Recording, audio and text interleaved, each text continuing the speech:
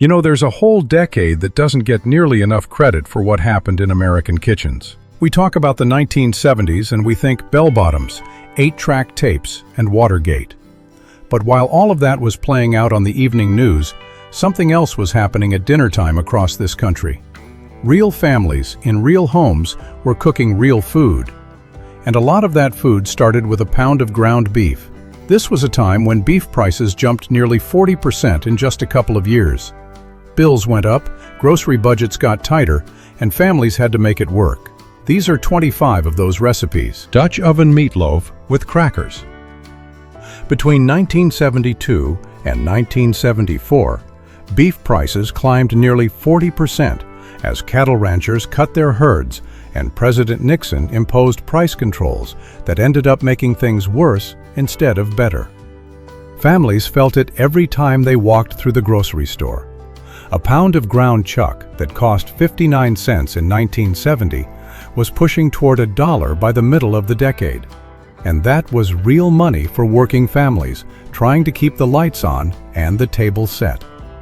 The answer, for millions of American housewives, was a sleeve of saltine crackers. Crumbled fine and mixed directly into the ground beef, those crackers could take 1 pound of chuck and stretch it into a loaf that fed a family of 5 with enough left over for tomorrow's sandwiches. The preparation was straightforward and practical. You crushed the crackers to fine crumbs, then mixed them into ground beef along with 2 eggs, half a cup of milk, diced onions, and a good amount of black pepper. The whole thing got packed into a greased Dutch oven, layered with thick strips of bacon across the top, and baked at 350 degrees for about 75 minutes. The crackers absorbed the beef fat as it rendered out, creating a texture that was tender and almost fluffy inside, while the bacon strips turned the top into something close to a mahogany glaze. Today's meatloaf recipes call for panko breadcrumbs, but they don't give you that same salty, rich punch that only saltines could deliver. There was something honest and specifically American about that recipe, making do without making a fuss. Tater Tot Casserole. Before anyone ever used the words sheet pan dinner, there was the Tater Tot Casserole, a golden-crowned, bubbling monument to frozen food convenience that showed up on dinner tables from Minneapolis to Memphis every week throughout the 1970s. Ore-Ida had introduced tater tots back in 1953, but it was the economic squeeze of the early 70s that turned them into a true kitchen staple. A 32-ounce bag cost less than $1 and could top an entire casserole that fed 6 people comfortably. For a family watching every penny, that math worked perfectly. The assembly was beautifully simple. You'd brown 1.5 pounds of ground beef with diced onions, season it with garlic salt and plenty of black pepper, and spread it across a 9x13 Pyrex dish. Over that went cream of mushroom soup, stirred together with sour cream. Then a layer of shredded cheddar, and finally the tater tots arranged in neat rows across the top like little soldiers standing at attention, into a 375-degree oven for 40 minutes, and those tots came out golden and crispy, while everything underneath turned into a creamy, savory, bubbling filling. This recipe spread through Lutheran church cookbooks across the Midwest like wildfire. Women's circles competed to see who brought the best version to the potluck. It didn't need to be fancy. Nobody wanted it to be fancy. It just needed to taste like home, and it always did. Sloppy Joes. The Sloppy Joe hit its absolute cultural peak in the early 1970s, and manwich sauce was the reason why. That bright red can showed up in pantries from coast to coast, in suburban homes and school cafeterias alike. And it turned a pound of ground beef into a weeknight dinner that practically made itself. The sandwich had older roots, going back to Depression-era diners in the Midwest.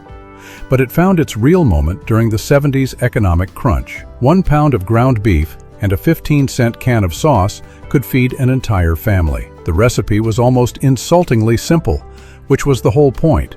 Brown the beef, drain the grease, Pour in the sauce, simmer for 10 minutes, and pile it high on soft white hamburger buns. The flavor was aggressively sweet and tangy at the same time, with tomato paste and brown sugar and a sharp vinegar note cutting through the richness of the meat. Kids loved it because it was messy and filling and tasted nothing like the vegetables they'd been avoiding all week. Parents loved it because it was fast, cheap, and everyone ate without complaint. There was something genuinely democratic about the Sloppy Joe. No technique required. No expensive ingredients. Just a skillet and a can opener, and dinner on the table in 20 minutes. Families ate it off paper plates in front of the TV, and nobody thought twice about it. Beef tacos. The early 1970s were the moment when Tex-Mex cuisine went from regional curiosity to suburban weeknight staple, and the old El Paso taco kit was the vehicle that got it there. What Mexican-American communities had been cooking for generations suddenly became an exotic adventure for families across the country who'd never strayed too far from meat and potatoes territory. The kit had everything: 12 crispy yellow corn shells, a foil packet of taco seasoning, and a small can of sauce that promised authentic flavor, though authentic wasn't really the point. You browned a pound of ground beef, stirred in the seasoning packet with a little water, and simmered it down into a heavily spiced, cumin-forward filling that smelled like nothing else in the American kitchen.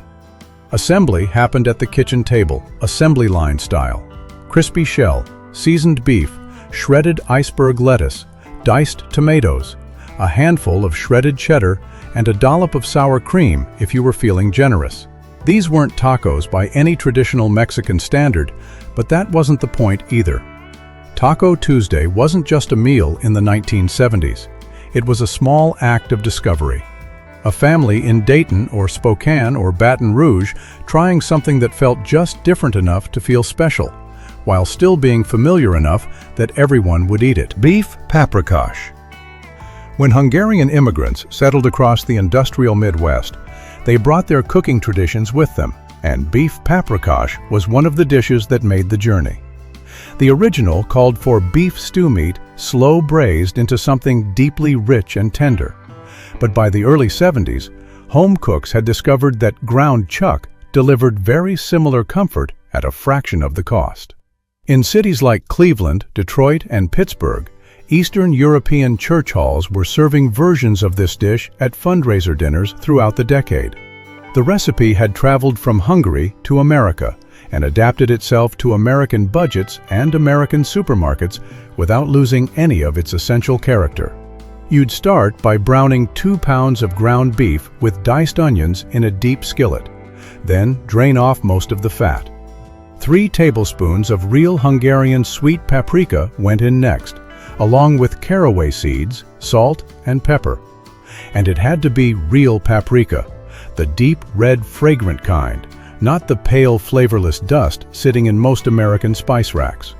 Beef broth went in and simmered down into a thick brick red sauce with a smoky, slightly sweet depth that was entirely its own. A generous cup of sour cream stirred in at the end created a velvety, tangy gravy that turned the whole pan into something extraordinary.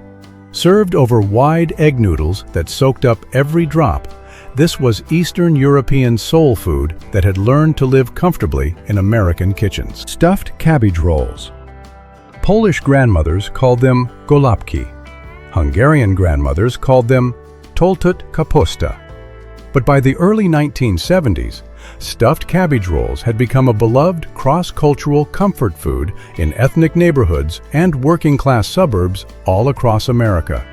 Making them required time and patience, and in an era when most married women still didn't work outside the home, that time was expected and freely given. This was Sunday dinner food, the kind of cooking that said you cared enough to give up most of your afternoon for the people sitting at your table. The process was deliberate. A whole head of cabbage got boiled until the leaves turned pliable, then peeled off one by one without tearing.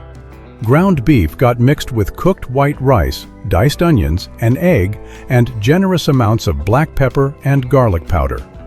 A palm-sized portion of that filling got wrapped in each cabbage leaf, rolled tight like a little package and nestled seam-side down in a roasting pan. Tomato sauce, doctored with brown sugar and lemon juice, went over the top, and the whole thing baked for 90 minutes until the cabbage was meltingly tender and the filling had absorbed every bit of that sweet, tangy sauce.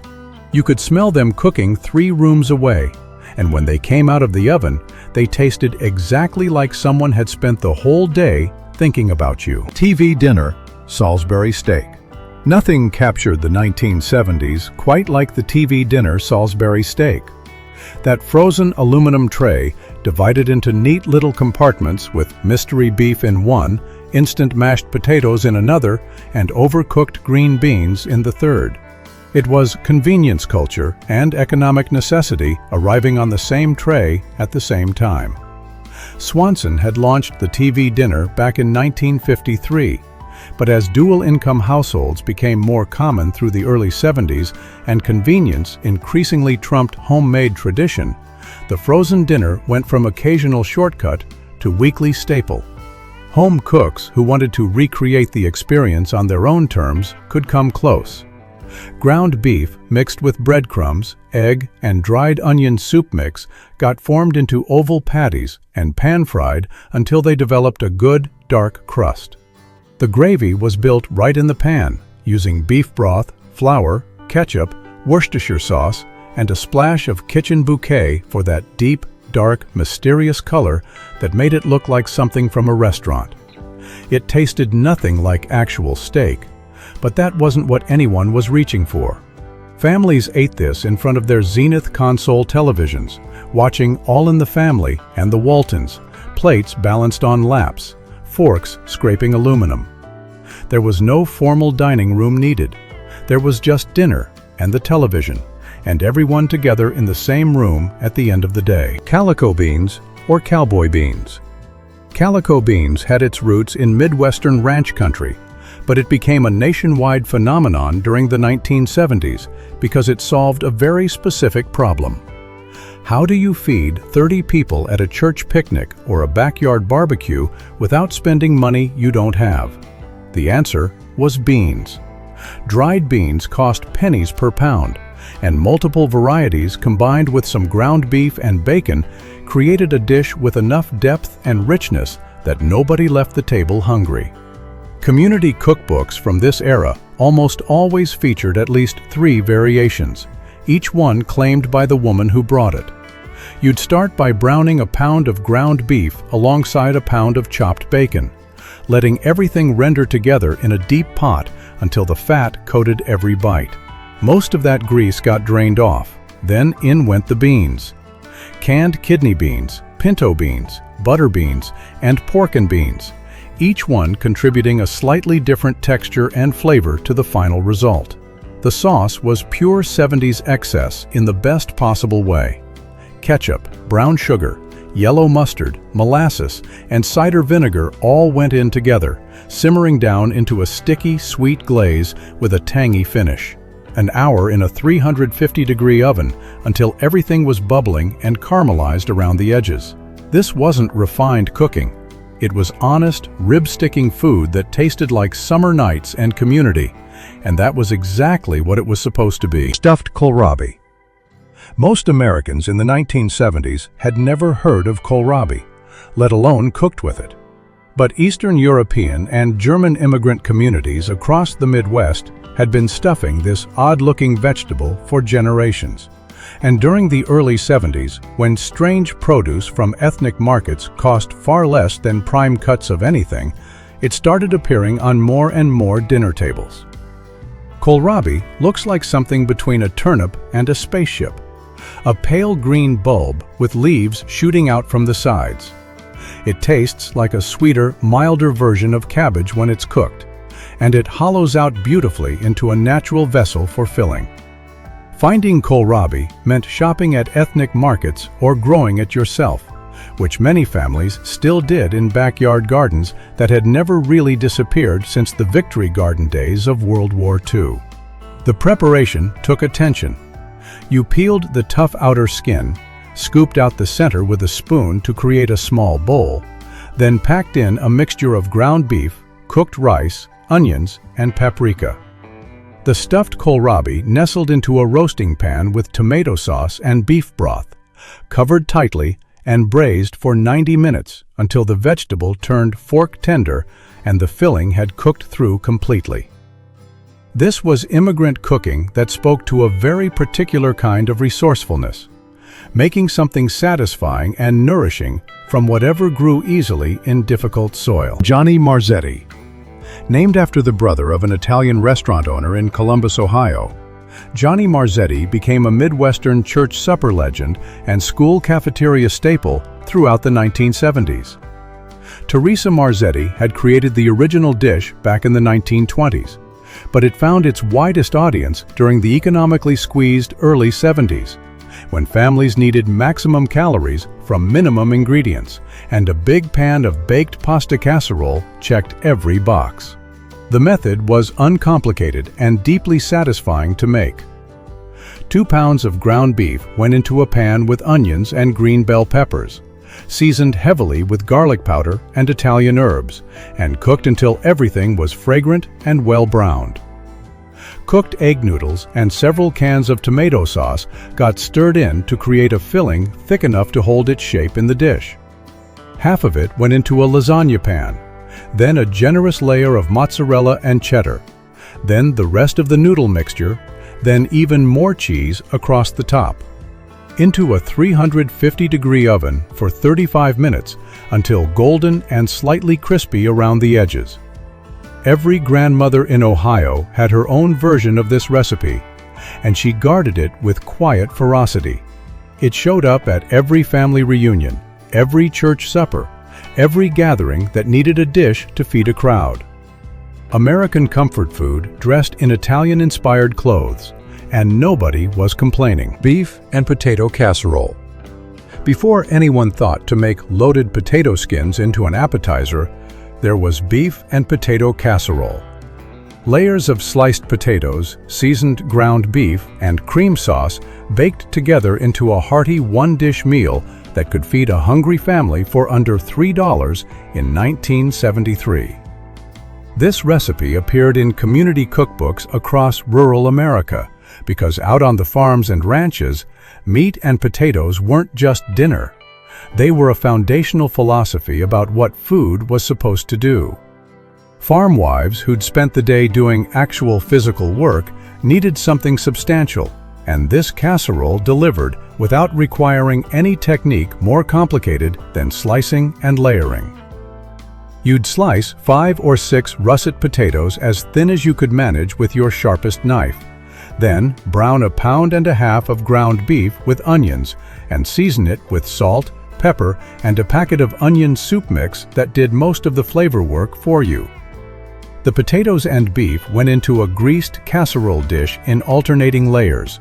Then you poured over a mixture of cream of mushroom soup thinned with milk and dotted the top with butter. Foil over the top into a 375-degree oven for a full hour, then uncovered for the last 15 minutes to brown the surface. Those potatoes steamed inside until they were completely tender, soaking up the beefy, creamy sauce from every direction. Stick to your ribs farmhouse cooking that earned every bite. Cabbage roll casserole. At some point in the early 70s, somebody looked at the labor involved in making traditional stuffed cabbage rolls and decided there had to be a better way. All those carefully peeled leaves, all that precise rolling and tucking, the hours it took to get enough rolls to fill a pan. And so the cabbage roll casserole was born. All the flavors, a fraction of the work, and perfect for the convenience-minded decade. The recipe spread quickly through church cookbooks and neighborhood recipe swaps because it delivered the same Eastern European comfort food experience without requiring an entire afternoon in the kitchen. You'd chop a head of cabbage into rough pieces and boil them until just tender, then drain them well. Ground beef got browned with onions and garlic, seasoned with paprika, caraway seeds, salt, and pepper. Then it all went into a deep casserole dish in layers.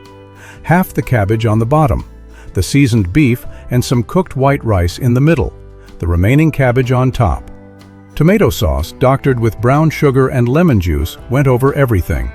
The foil went on tight, and 45 minutes in a 350-degree oven brought it all together into something bubbling and deeply fragrant.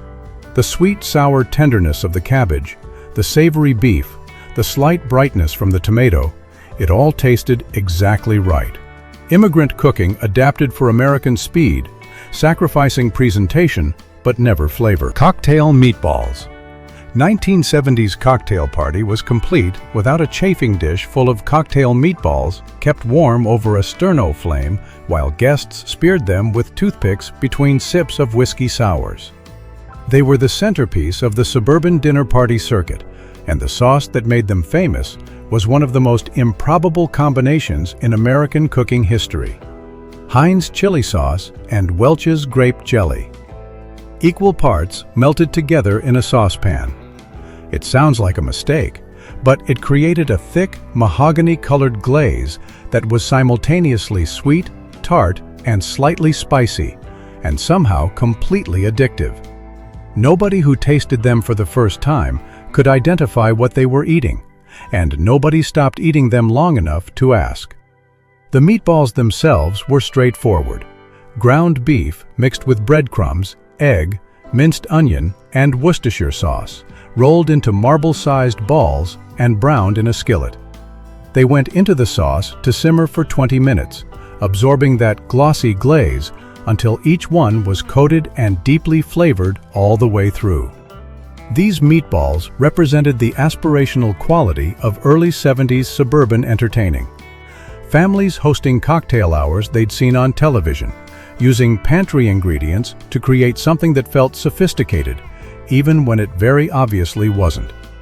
That tension between everyday and elegant was something the decade did better than almost any other. Cowboy Casserole. The name did some real work here. Cowboy Casserole evoked frontier self-reliance and Western ruggedness, which was exactly the kind of identity that resonated during economically uncertain times. This wasn't delicate food. It was hearty, filling, and designed for hungry families who valued substance over style. The base was ground beef browned with onions in a large cast-iron skillet, seasoned with chili powder, cumin, garlic powder, and plenty of black pepper. A can of drained corn went in, along with a can of condensed tomato soup and a cup of shredded cheddar cheese. The mixture thickened into something savory and slightly spicy, with enough body to hold up the topping. That topping was Bisquick biscuit dough, dropped in rough spoonfuls across the surface of the skillet, covering the beef mixture like a rough-hewn crust. Into a 425-degree oven for 20 minutes until those biscuits turned golden brown and flaky on the outside while staying soft inside. Every serving gave you 3 textures at once: the crispy, buttery biscuit on top, the melted cheese in the middle, and the thick, spicy beef and corn mixture at the bottom. Ranch-style cooking adapted for a suburban kitchen, and just as satisfying either way. Beef and rice skillet. Before Hamburger Helper arrived to simplify weeknight cooking, there was the beef and rice skillet, a one-pan meal that combined ground beef, white rice, and vegetables into something complete and satisfying, cooked entirely in a single cast-iron skillet without any special techniques or ingredients that cost extra money. This recipe was practical home cooking in its purest form. Brown a pound of ground beef in a deep skillet, breaking it into small crumbles. Add diced onions, celery, and bell peppers, and sauté until everything softened. A cup of long-grain white rice went in next, stirred through the beef fat until each grain turned slightly translucent. Then beef broth and a can of diced tomatoes, seasoned with salt, pepper, and Worcestershire sauce. The lid went on, and it simmered for 20 minutes without interruption. The rice absorbed all those savory juices while it cooked, swelling up and taking on the flavor of everything around it. When you lifted the lid and fluffed it with a fork, the whole pan smelled like a complete meal, because it was. One skillet, one dinner, enough for tonight and enough left over for tomorrow's lunch. The 70s didn't have much patience for wasted effort, and this recipe respected that completely. Ground beef fried rice. American home cooks in the early 1970s were discovering Chinese takeout, and as soon as they tasted it, they started trying to recreate it at home with whatever was available at the regular supermarket. Ground beef fried rice was the result of that experiment. Chinese technique applied to American ingredients, born out of equal parts curiosity and economic necessity. Cold, day-old rice was the essential starting point. Fresh rice turned mushy the moment it hit a hot pan, and anyone who'd eaten real fried rice knew the difference. You'd heat a large skillet over high heat with vegetable oil, scramble 2 eggs and set them aside, then brown a pound of ground beef, breaking it into the smallest pieces you could manage. The beef got pushed to the sides of the pan. Minced garlic and ginger went into the center and sizzled for 30 seconds. And then in went the cold rice, broken up and stir-fried until each grain got coated and slightly crispy. Frozen peas and carrots, soy sauce, and the scrambled eggs all went in together at the end. It bore only a passing resemblance to authentic Chinese fried rice, and that was fine. For a family in suburban Indiana or rural Tennessee, this dish represented something genuinely new and exciting on the dinner table. That sense of discovery was worth quite a lot in 1973. Hamburger Stew. When winter settled in across the Great Plains and grocery budgets had been stretched as far as they'd go, Midwestern families made hamburger stew. A big pot of ground beef, whatever vegetables were cheapest or still sitting in the root cellar, and enough broth to turn all of it into something that simmered all afternoon and filled the whole house with warmth. This wasn't French beef bourguignon. This was honest survival cooking that kept families fed through harsh winters, when heating oil prices had already taken a significant bite out of the monthly budget, thanks to the OPEC oil embargo that hit in 1973. 2 pounds of ground beef browned in a large Dutch oven, seasoned aggressively with salt, pepper, and garlic powder. Chopped onions, celery, and carrots went in. Whatever was cheap or on hand, then beef broth, canned tomatoes, plenty of water, and cubed potatoes. 2 hours on a low simmer until the vegetables were completely tender and the broth had turned thick and deeply beefy. Some families added barley to stretch it further. Some added egg noodles toward the end. The stew went into deep bowls with thick slices of white bread for soaking up every last drop. Your grandmother probably made a version of this without measuring a single ingredient, adjusting everything by instinct and smell. That's exactly how it was meant to be cooked. Taco Casserole. As Tex-Mex flavors worked their way into American home cooking through the early 70s, creative cooks began asking a reasonable question. Could you take all those taco flavors and put them into a casserole that fed a crowd without the mess and chaos of individual taco assembly? The answer was yes, and the result showed up at potlucks and church suppers across the Sun Belt almost immediately. The foundation was crushed Doritos or Fritos corn chips spread across the bottom of a 9x13 dish. This was the 1970s, and using chips as the structural base of a casserole was considered entirely sensible. Over that went seasoned ground beef mixed with taco seasoning, then refried beans straight from the can, then shredded lettuce, diced tomatoes, sliced black olives, and a generous blanket of shredded cheddar and Monterey Jack cheese. 30 minutes in a 350-degree oven until the cheese melted into a golden layer across the top. Then sour cream and jarred salsa on the side for serving. Was it authentic Mexican cuisine? Not even close. But it captured that festive, slightly adventurous feeling that made taco night special for American families who were just beginning to explore flavors beyond their traditional comfort zones. Sometimes a little authenticity matters less than the experience of discovery. Cheeseburger Pie. At some point during the 1970s, someone looked at a cheeseburger and had a thought that nobody could have predicted. What if this was a pie? And Betty Crocker, through the miraculous chemistry of Bisquick Impossible Pies, made that thought into a dinner staple that appeared in church cookbooks and community recipe collections from coast to coast. The Impossible Pie concept was genuinely remarkable for its time. A pourable batter that formed its own crust as it baked, requiring no pastry skills, no rolling, no special technique of any kind. For the most kitchen-challenged home cook, this was revolutionary. You'd brown a pound of ground beef with diced onions, season it simply with salt and pepper, and spread it across a greased pie plate. Shredded cheddar went over the top.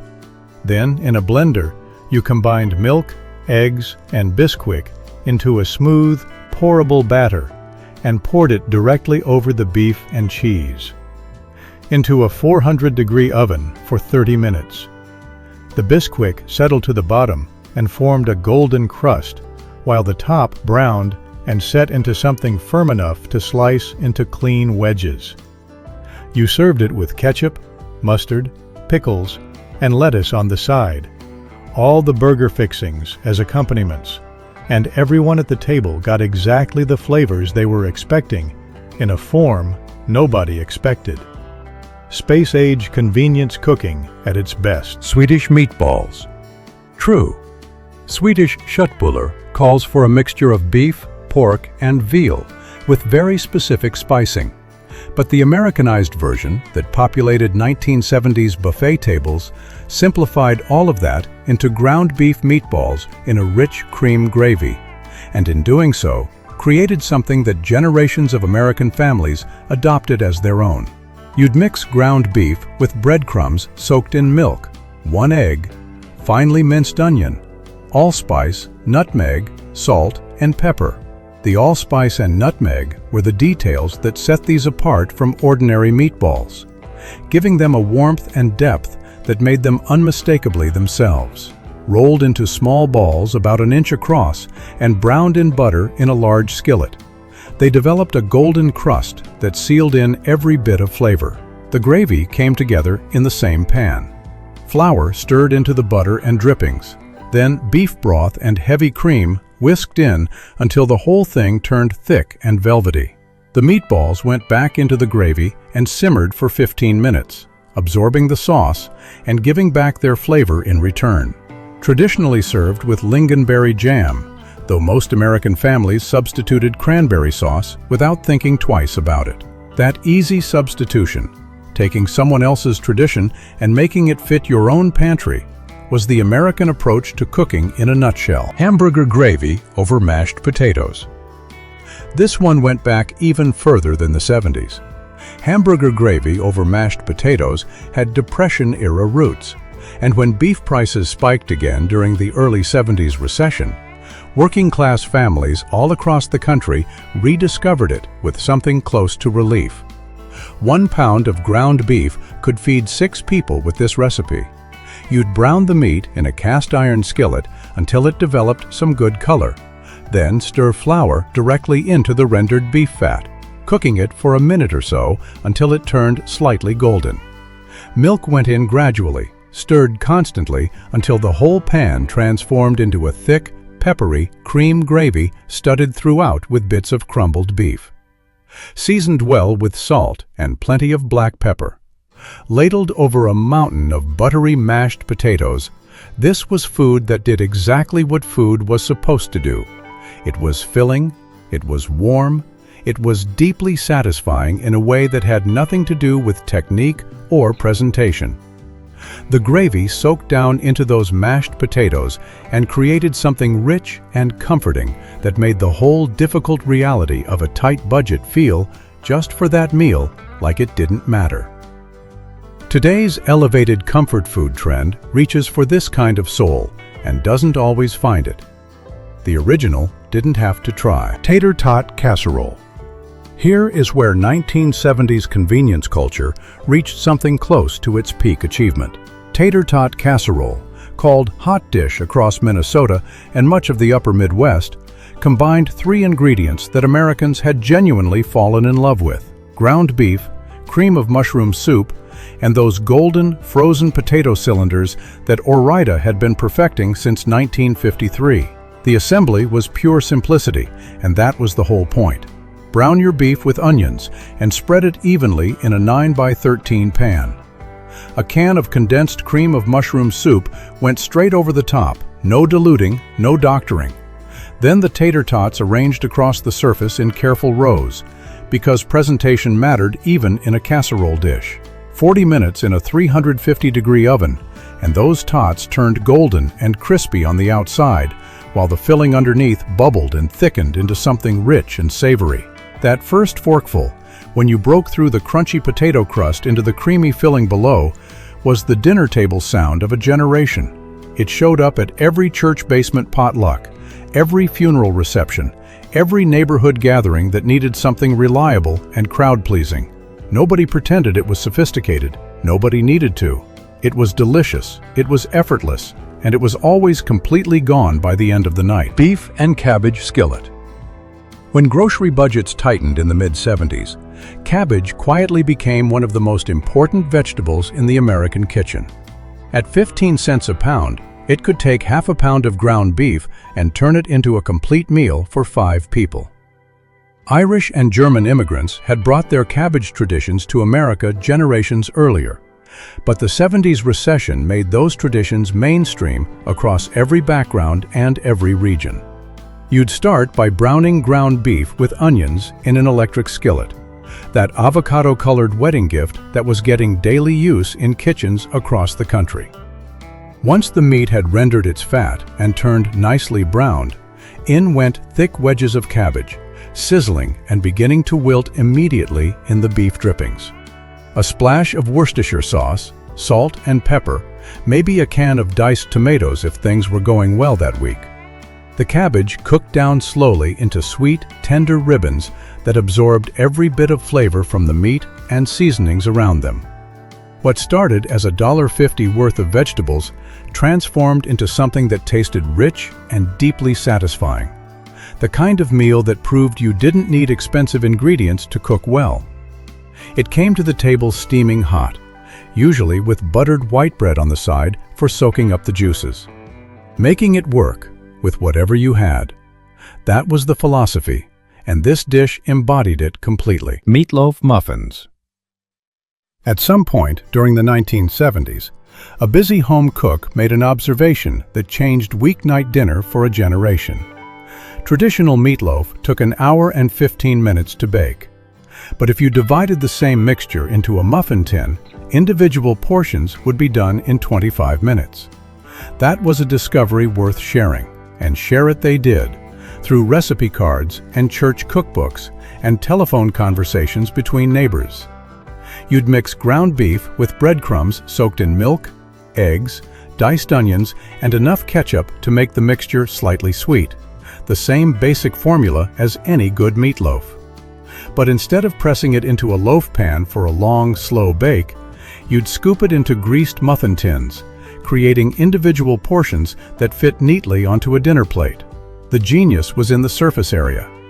Every muffin developed a caramelized crust all the way around its exterior, something regular meatloaf only achieved on the top and the very bottom. The tops got glazed with a ketchup and brown sugar mixture that turned sticky and slightly charred at the edges. Kids loved them because they were personal-sized, portion-controlled in the best possible way. Moms loved them because extras went straight into the freezer for emergency dinners later in the week.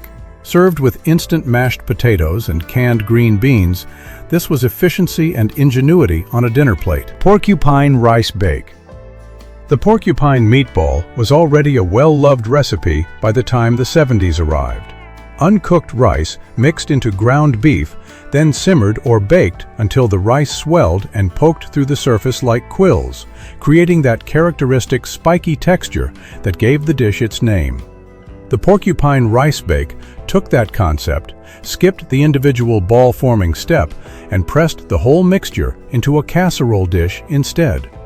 This made it significantly faster to assemble, which mattered more and more as working mothers became increasingly common throughout the decade.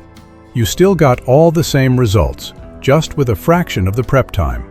The beef and rice mixture went into a casserole dish and got covered with tomato soup thinned with water, or if you wanted more depth, a combination of tomato sauce and beef bouillon. Covered tightly with foil and baked at 350 degrees for a full hour, the rice slowly absorbed the liquid and swelled throughout the meat layer, pushing through the surface like an edible, starchy pincushion. Uncovering the dish for the last 15 minutes allowed the top to develop a slightly caramelized, crusty surface that gave every serving a satisfying textural contrast. Served with a simple salad and some garlic bread, this was the kind of dinner that made you look organized and capable, even on the days when you were barely holding everything together. Mock prime rib patties. The mock trend in 1970s cooking reached its most aspirational point with mock prime rib patties. When actual prime rib cost a week's grocery budget, home cooks created recipes that tried to capture the spirit of luxury without the price tag. These weren't just hamburgers dressed up in nice clothes. They were an act of dignified defiance against a tight economy. Ground beef got mixed with breadcrumbs, Worcestershire sauce, garlic powder, and the essential secret ingredient of the era, liquid smoke. That small brown bottle was a fixture in 70s kitchens, bringing campfire authenticity to suburban stovetops and transforming ordinary ground beef into something that at least gestured toward the romance of a wood-fired grill. The patties were formed thick, seared hard in a hot skillet until a deep, dark crust formed on each side, then finished with a pan sauce made from condensed mushroom soup thinned with red wine or beef broth. The presentation mattered here. These were plated like actual steaks, with roasted potatoes and a vegetable alongside, served at the table with some ceremony. Nobody at the table was genuinely fooled. The meat was well done and the sauce came from a can, but there was a crust, and there was a sauce, and there was a proper plate with everything arranged carefully on it. For anniversary dinners and birthday celebrations, and any occasion that deserved something beyond the ordinary, that effort meant everything. These patties represented the dignity of trying when budget wouldn't allow for anything more. Beef Tamale Pie. Despite the name, Beef Tamale Pie had nothing particularly ceremonial about it. This was essentially shepherd's pie's American cousin, made with ground beef instead of lamb, and loaded with corn because the 1970s put corn in virtually everything and nobody objected. The name came from its layered construction: savory meat and vegetables on the bottom, mashed potatoes built up thickly on top like a dome, the whole thing baked until the potato crust turned golden. You'd brown ground beef with onions, add frozen mixed vegetables or just corn and peas, and bind everything together with a simple beef gravy made from flour, beef bouillon, and the drippings left in the pan. That filling went into a deep pie dish and created the foundation. Then came the mashed potatoes. Left over from yesterday or made from a box, it genuinely didn't matter. Spread thick across the top of the filling, decorated with fork tines to create ridges that would catch the heat and brown beautifully. A pat of butter melting across the surface helped it along. When it came out of the oven, that potato crust had transformed into something golden and slightly crispy on the ridges with a soft, fluffy interior. Breaking through it into the bubbling beef and vegetable filling below was one of those small, reliable pleasures that made weeknight dinner worth looking forward to. Fed a family of 4 for under $3 in 1974. That math felt like a victory every time. Hamburger Spoonbread Casserole. Spoonbread is a southern specialty that occupies the space somewhere between cornbread and pudding. Richer than one, more substantial than the other, and uniquely its own thing. Southern cooks had been making it for generations before anyone thought to pair it with ground beef. But when that pairing happened, it worked in a way that surprised almost everyone who tried it. This dish didn't fit neatly into any category, and that was part of what made it interesting. Was it a meat dish with cornbread on top?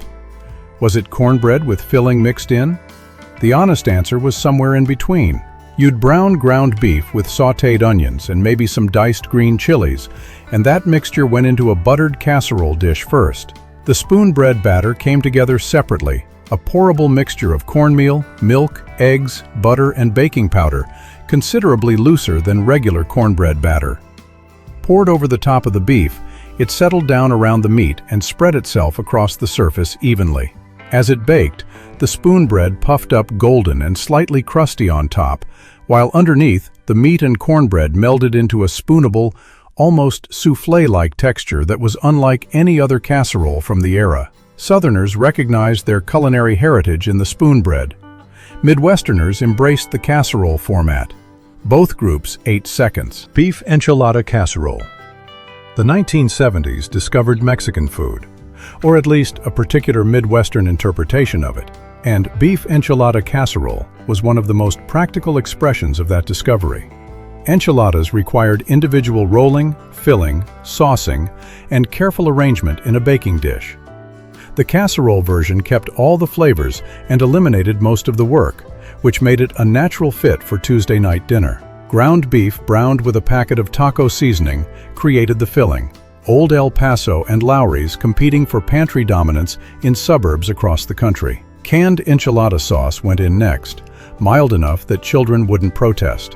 Then the assembly began in layers.